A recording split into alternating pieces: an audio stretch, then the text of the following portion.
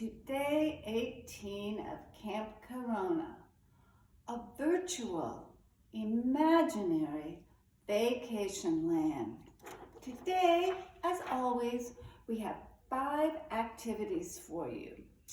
Number 1, this morning I was learning about what other campers are doing, and I found a very interesting story that in a number of neighborhoods, campers are going on bear hunts. And maybe this is something you'd want to do in your neighborhood. You'd have to talk to your neighbors, and then everybody, we're going to take the mask off for now on this bear, everybody puts a bear in their window, and then when you're on your neighborhood walk, you check and see how many bears you can find. This is kind of like when Camper Mira went on the shamrock hunt, but this is a bear hunt. And I bet some of you know the game, which I can't remember all of it, goes like this. Going on a bear hunt. Are you afraid? Not me. And then there's some more of it. So if anybody remembers that whole thing, send it to me. That was activity number 1. Activity number 2 is in the camp tools area. And what I want to show you here is what's called a knapsack. And this, back in the old days when people went camping, they would use this as sort of their day pack.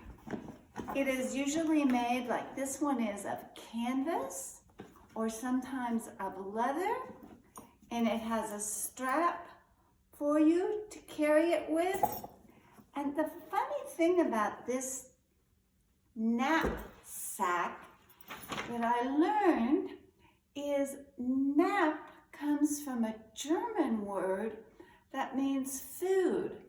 So 400 or 500 years ago, the Germans invented the word knapsack to name a bag that they would carry when they went on a hike that had their lunch or some food in it. This is different from a backpack that you have now that probably you use to carry your books to school.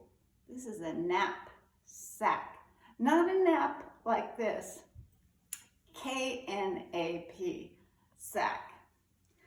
Number 3, as always, write 5 things in your journal that you did or didn't do or wished you could do.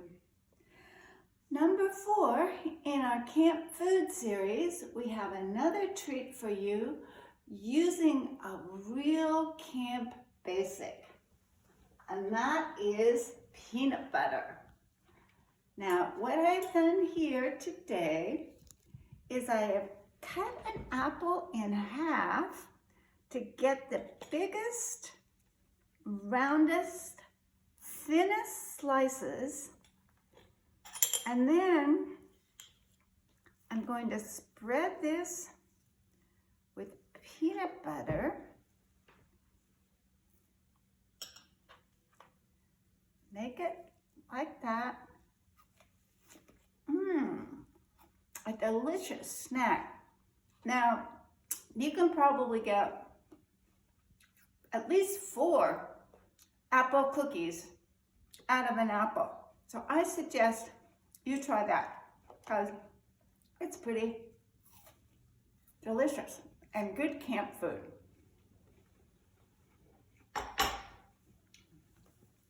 Number 5, more camp skills. And I want to show you this book I have. You might have some like it.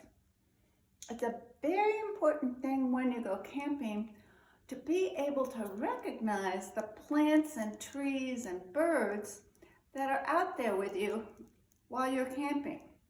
So in this book, I started with this leaf that I found in my yard, And I wanted to know, what kind of a tree is that?